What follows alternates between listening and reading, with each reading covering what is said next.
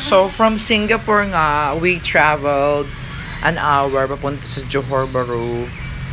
Then, medyo matraffic ang mga eksena dyan sa Malaysia.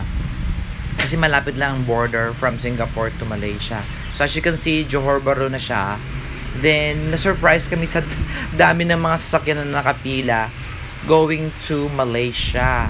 So, nakakapagtanga nga dito dahil medyo masalimot ang kanilang border at yung mga tao pag pasok mo ng immigration, makikita mo dyan na medyo nagmamadali sila bumaba. So yan yung mga tao, pababa na sila ng hagdanan, galing na sila ng immigration, and then papunta na sila sa bus. So pagbaba mo sa bus, sa hagdan, sasakay ka na naman ng another bus going to Malaysia na.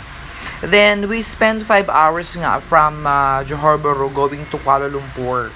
So, ganun katagal yung biyahe na aming trinavel. So, as you can see, medyo haggard na mga lola mo dyan. At gabi na nga, inabot kami ng 9 p.m. Siyempre, nagpapalit kami ng dollar, ringgit, which is the Malaysian currency. Tapos, finally, of course, nakapag-breakfast naman na kami. And it was really the best breakfast that we ever had sa Malaysia. So, enjoy the video!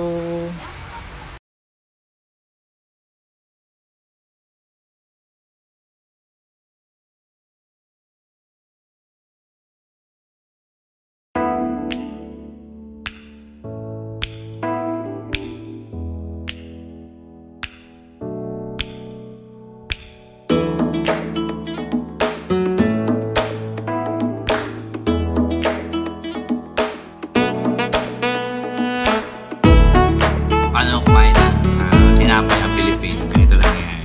Yung tinapay, i-dip natin sa kape.